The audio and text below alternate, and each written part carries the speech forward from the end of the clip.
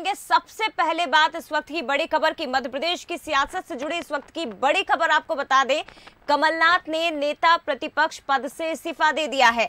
गोविंद सिंह अब विधानसभा में नेता प्रतिपक्ष होंगे। ये बड़ी खबर आपको बता दें, पूर्व सीएम कांग्रेस के प्रदेश अध्यक्ष कमलनाथ ने नेता प्रतिपक्ष के पद से इस्तीफा दे दिया है। नेता प्रतिपक्ष की जिम्मेदारी अब लाहौर विधायक डॉक्टर गोविंद सिंह को सौंपी गई है।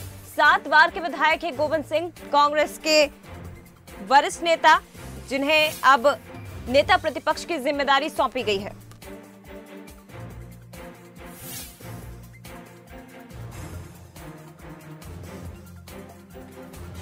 तो बड़ी खबर इस वक्त की आपको बता रहे हैं, मध्य प्रदेश की सियासत से जुड़ी बड़ी खबर। कांग्रेस में एक बड़ा फेरबदल हुआ है। कमलनाथ ने नेता प्रतिपक्ष पद से इस्तीफा दे दिया है। आपको बता दें कि लगातार उनके 2 पदों पर रहने को लेकर सियासत गरमाई हुई थी, बयानबाजी भी लगातार हो रही थी और उसके बाद अब नेता प्रतिपक्ष पद से उन्होंने इस्तीफा दे दिया। गोविंद सिंह से खास बातचीत की है सूरज शर्मा ने, संवाददाता हमारे, आप भी सुनिए। डॉक्टर गोविंद सिंह, आपको बहुत बहुत बधाई हो। किस बड़ी जिम्मेदारी आपको मिली है, क्या कहेंगे? हमारे पार्टी के नेता माननीय सोनिया जी ने, माननीय कमलनाथ जी ने, मुकुलवास जी ने और पार्टी के वरिष्ठ नेताओं ने जो मुझे नेता प्रतिपक्ष के रूप में हमारे ऊपर विश्वास किया है, मैं पार्टी के संगठन के लिए, पार्टी की मजबूती के लिए पूरी ताकत के साथ काम करूंगा और मध्य प्रदेश में भारतीय जनता पार्टी के जो अत्याचार हैं, जो उनकी नीतियां हैं, उनका सदन के अंदर और सदन के बाहर पूरी ताकत के साथ विरोध करूंगा और जनता को न्याय दिलाऊंगा। पिछले लंबे समय से बात कही जा रही थी कि 2 पद हैं कमलनाथ के पास, 1 पद वो छोड़ सकते हैं। आप सबसे प्रबल दावेदार थे। कई बार मजाकिया लहजे में भी संसदीय कार्य मंत्री ने कहा और भी चर्चा थी कि आपके नाम पर मोहर लगेगी, लेकिन जिस तरीके से 5 अप्रैल को बैठक हुई उस दौरान भी चर्चा हुई और आज 1 पद आपको मिल गया नेता प्रतिपक्ष था। तो विधानसभा में किस तरीके से सदन के नेता के तौर पर आप अपना जो प्रतिनिधित्व है वो करेंगे? पूरी ताकत के साथ मैं पहले भी पूरी विपक्ष की भूमिका निभाता रहा हूँ और भारतीय जनता पार्टी के जितने अन्याय वाले कार्य हैं उन पर विरोध करता रहा हूँ, करता रहूँगा। आप निकट भविष्य में आपको विधानसभा में प्रतिपक्ष की भूमिका पूरी ताकत के साथ देखने को मिलेगी।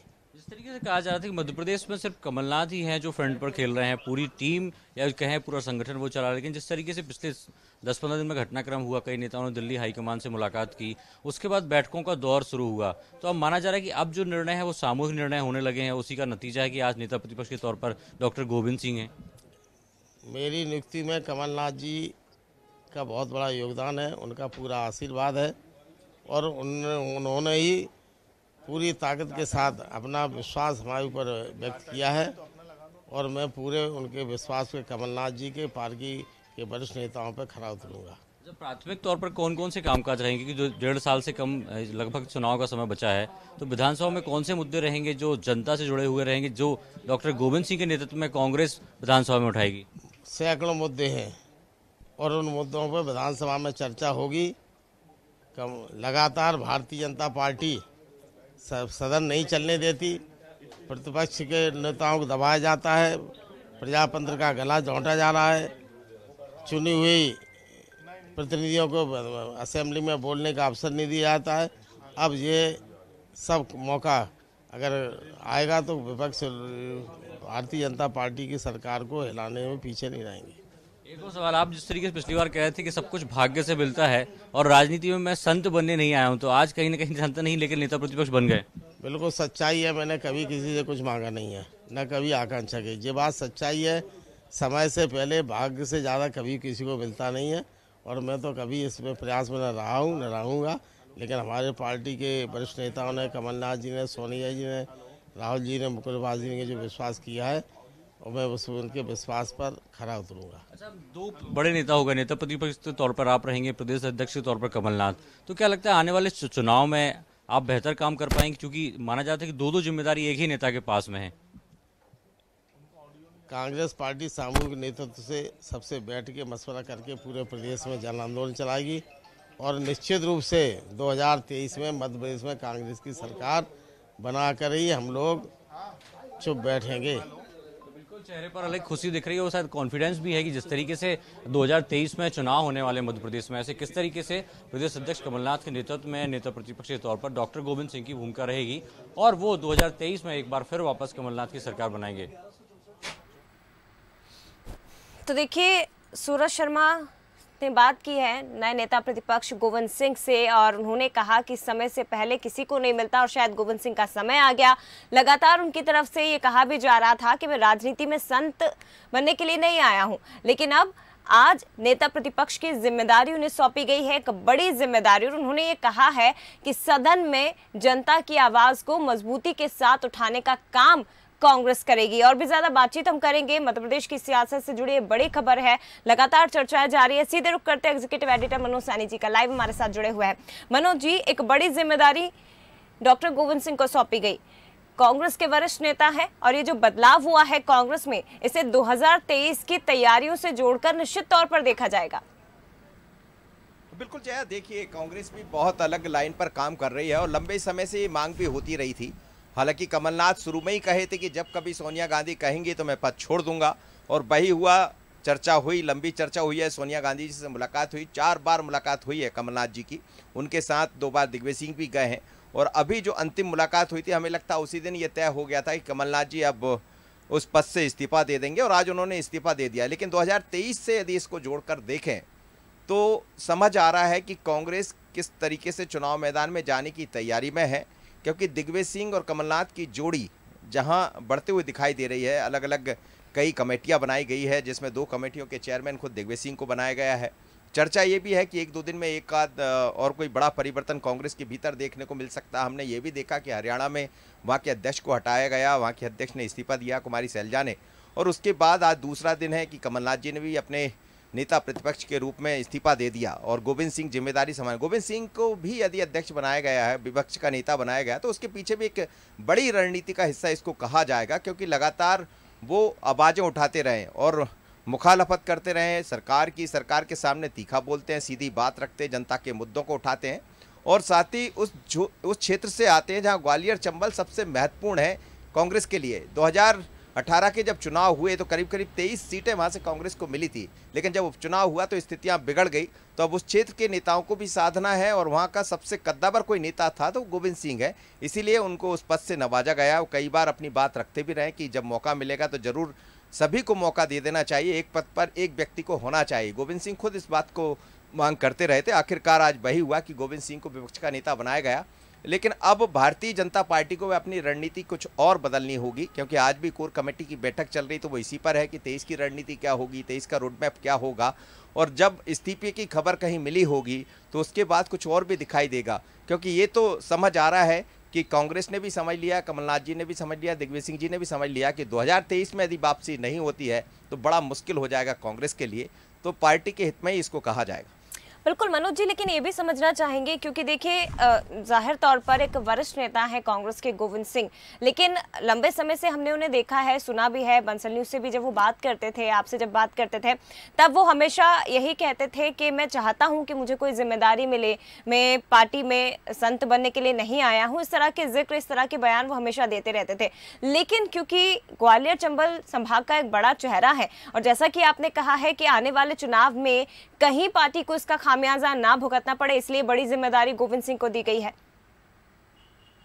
देखिए, गोविंद सिंह के पास एक लंबा अनुभव तो है ही, वो लगातार कई पदों पर रहे हैं, साथ ही उन्होंने संसदीय कार्य मंत्री के रूप में भी काम किया है, तो वो जानते हैं कि सदन के मुद्दों को कैसे उठाना, सदन में अपनी बात कैसे रखना, विधानसभा के पटल पर अपनी बात कैसे रखना, और इसीलिए उन्हें ये मौका दिया। कई अलग अलग पदों पर उन्होंने मंत्री पद की जिम्मेदारी संभाली है, चाहे दिग्विजय सिंह के शासनकाल की बात करें या वर्तमान में कमलनाथ का जो 1.5 साल की सरकार रही थी, करीब 18 महीने की, उसकी बात करें, तो वो हमेशा एक मुखर नेता के रूप में जाने जाते रहे और विपक्ष के नेता के रूप में उनसे कोई अच्छा व्यक्ति देखा भी नहीं जा सकता था, लिहाजा अब उनको मौका मिला है। पर अब चुनौती यही रहेगी कि विपक्ष के रूप में वो किस तरह की अपनी बात रख पाते, सरकार की कितनी मुश्किल बढ़ाते हैं, क्योंकि अब विधानसभा कुल मिलाकर 18-17 महीने का समय बचा है, उसमें से भी 1.5 साल ऐसा है, उसके बाद तो फिर 6 महीने में आचार संहिता लग जाएगी, तो फिर विधानसभा होगी नहीं, तो फिर क्या होगा इस बीच में। तो समय बहुत कम है और विधानसभा का सत्र जो अभी मानसून सत्र देखने को मिलेगा, उसमें किस तरह वो अपनी बातें रख पाते, इस पर हमारी नज़र ज़रूर होगी। पर अब ये साफ नज़र आ रहा है कि कांग्रेस भी 2023 की रणनीति को लेकर बहुत ही गंभीर है, उसी गंभीरता के साथ बढ़ रही है। कमलनाथ यदि अब पीसीसी चीफ के रूप में एक पद संभालेंगे तो पूरा समय वो अपनी पार्टी को मजबूत करने के रूप में दे पाएंगे। कैसे बूथ पर मजबूती करना, क्योंकि बूथ की बात लगातार भारतीय जनता पार्टी कर रही है। कल और परसों 30 और 1 तारीख को उनका बड़ा कार्यक्रम होने जा रहा है बूथ को लेकर, तो कमलनाथ भी ये मानकर चल रहे हैं और वो भी लगातार कहते रहे कि हमारा किसी संगठन से सामना है तो हमारे साथ आशीष शर्मा जी बीजेपी विधायक हमारे साथ फोन लाइन पर जुड़े हुए हैं। आशीष जी, स्वागत है आपका बंसल न्यूज पर। और सर, कैसे देखेंगे, कांग्रेस अब 2023 की तैयारी में जुट गई है, एक बड़ी रणनीति के तौर पर आप इसे देखेंगे कि नेता प्रतिपक्ष का पद अब गोविंद सिंह संभालेंगे, कमलनाथ ने इस पद से इस्तीफा दे दिया है। आशीष जी, आवाज आ रही है आपको?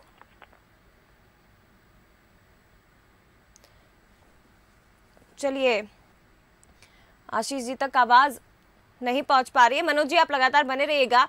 सूरज शर्मा का रुख करेंगे, वो भी हमारे साथ लाइव जुड़े हुए हैं और इस वक्त सूरज गोविंद सिंह के घर के बाहर मौजूद हैं, जो नए नेता प्रतिपक्ष अब बनाए गए हैं। सूरज, क्या कुछ तस्वीरें आप देख पा रहे हैं? आपने बातचीत भी की गोविंद सिंह से, एक्सक्लूसिव बातचीत वो हमने सुनी, जिसमें उन्होंने कहा है कि समय से पहले किसी को नहीं मिलता और एक बड़ी जिम्मेदारी आज उन्हें मिली है, लेकिन ये कहा है कि चुनौतियां बहुत ज्यादा है, लेकिन मजबूती से जनता की आवाज को उठाने का काम कांग्रेस करेगी।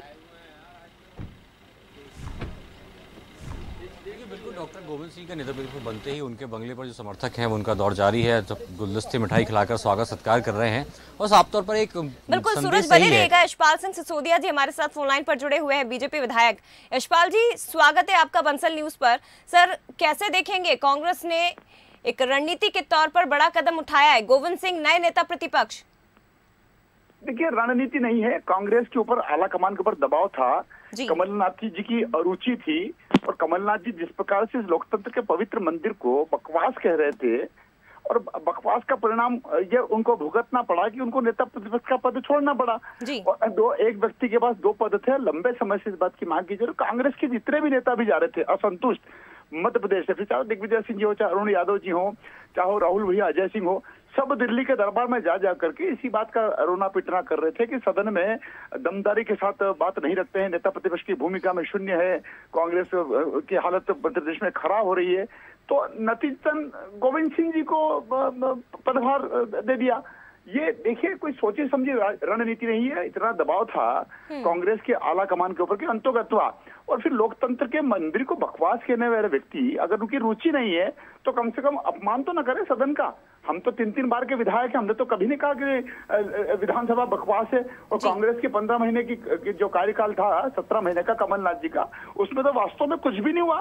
तो उसके बाद भी हमने कभी लोकतंत्र के इस पवित्र मंदिर का अपमान नहीं किया। यशपाल जी, यशपाल जी, तो क्या इसे क्या माने, कांग्रेस का दबाव काम आया, भारतीय जनता पार्टी का दबाव काम आया?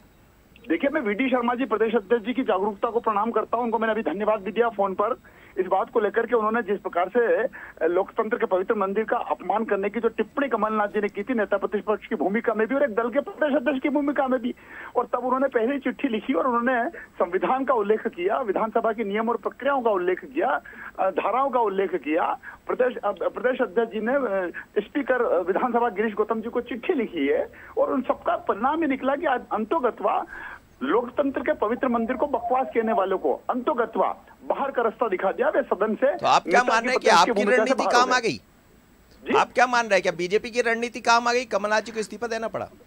बीजेपी ने जिस प्रकार से प्रदेश अध्यक्ष जी ने जो ध्यान आकर्षित कराया, और निश्चित रूप से एक पार्टी का प्रदेश अध्यक्ष अगर बोलता हो, जो सांसद भी हैं, तो उनकी बात को भी कहीं न कहीं ऊपर वालों ने, केंद्र के कांग्रेस के नेताओं ने गंभीरता से लिया और अंतोगत्वा कमलनाथ जी को ही बाहर का रास्ता दिखा दिया। आपके पास भी लंबा अनुभव है उसी सदन का, आप सभापति का काम भी देखते हैं, तो क्या गोविंद सिंह को जो विपक्ष का नेता बनाया गया, गोविंद सिंह को विपक्ष के नेता के रूप में बतौर आप कैसा देखते हैं? आप भी लगातार सदन में जाते रहे हैं, मुद्दे उठाते रहे हैं, क्या गोविंद सिंह एक मुखर नेता है तो मुश्किल बनेंगे सरकार की? देखिए, सरकार की मुश्किल तो नहीं बनेंगे, वो गंभीर जरूर है, सदन में पूरे टाइम बैठते हैं, सदन की नियम और प्रक्रिया को समझते हैं, वे कमलनाथ जी की तरह फ्लोर पर नहीं बोलेंगे कि मध्य प्रदेश की विधानसभा को और मध्य प्रदेश की राजनीति को मैं अब तक नहीं समझ पाया। जो व्यक्ति मध्य प्रदेश के मुख्यमंत्री रहे हो, जो नेता प्रतिपक्ष की भूमिका में रहे हो, उन्होंने सदन के फ्लोर पर कहा है कि मैं मध्य प्रदेश की राजनीति को अब तक नहीं समझ पाया, मैंने केंद्र की राजनीति करी है। तो कम से कम गोविंद सिंह जी गंभीर व्यक्ति हैं और मुद्दों पर वो तार्किक बात करेंगे, पलटेंगे नहीं। मतलब आप खुश है गोविंद सिंह के बन जाने से, ऐसा कह सकते हैं? देखिए, गोविंद सिंह जी अच्छे व्यक्ति हैं, अनुभवी व्यक्ति हैं, लंबे समय से वो राजनीति में काम कर रहे हैं। और देखिए, वो फ्रंट जो ट्रेजरी बेंच है, जो आगे की पंक्ति है, उस आगे की पंक्ति में बैठने वाले एक ऐसे व्यक्ति जो नियमित रूप से विधानसभा में आते हैं, नियम प्रक्रिया को समझते हैं और सरकार की बात को वे गंभीरता से सुनते भी हैं। मैंने उनको देखा, अगर सरकार की तरफ से, मंत्री की तरफ से कोई आश्वासन आता है या उनको समझाने की कोशिश करते हैं तो तत्काल प्रभाव से वो समझ भी जाते हैं। यशपाल जी, लेकिन एक बड़ा सवाल और है आपसे कि जाहिर सी बात है कि 2 पद थे तो 2 जिम्मेदारी थी कमलनाथ जी के पास। अब सिंगल पद रह गया कि प्रदेश कांग्रेस के अध्यक्ष रहेंगे और मौका मिलेगा उनको बूथ तक जाने का, मौका मिलेगा अपनी पार्टी को और मजबूत करने का। भारतीय जनता पार्टी भी बूथ तक जाने की बात कर रही है, लेकिन दिग्विजय सिंह और कमलनाथ की जोड़ी जिस तरह से आगे बढ़ रही है, 2018 में भी उन्होंने वापसी की थी, अब 23 की तैयारी है। नहीं, देखिए, कायदे से तो कमलनाथ जी को ये राज की बात बताना चाहिए कि कल तक वो ओबीसी की माला जप रहे थे, आदिवासियों की माला जप रहे थे और उन्होंने गोविंद सिंह जी के नाम पर सहमति दी, या गोविंद सिंह जी उन्हीं के द्वारा नामांकित किए जाने वाले व्यक्ति हैं। क्योंकि कांग्रेस तो लगातार अभी पिछले 2 सालों से जिस प्रकार से ओबीसी को लेकर के और अनुसूचित जाति जनजाति आदिवासी को लेकर के जो राजनीति कर रही थी और लगातार इस बात की बात चल रही थी कि ओबीसी में बनाना तो अरुण यादव को बनाया जाना चाहिए या बाला बच्चन जी को बनाया जाना चाहिए, आदिवासी नेता है या कहीं और हो XYZ। लेकिन कमलनाथ जी, दिग्विजय सिंह और ने मिलकर के फिर आदिवासियों की और फिर ओबीसी की कहीं ना कहीं उपेक्षा और अवहेलना कर दी है। चलिए, आपने एक बड़ा मुद्दा उठा दिया, बहुत धन्यवाद आपका। लेकिन जिस तरह से जया, आप देखिए कि यशपाल जी ने एक नई बॉल डाल दी है फिर से। उन्होंने कहा कि SC ST के किसी व्यक्ति को मौका मिलता तो अब बात जातिवाद की तरफ जा चली है।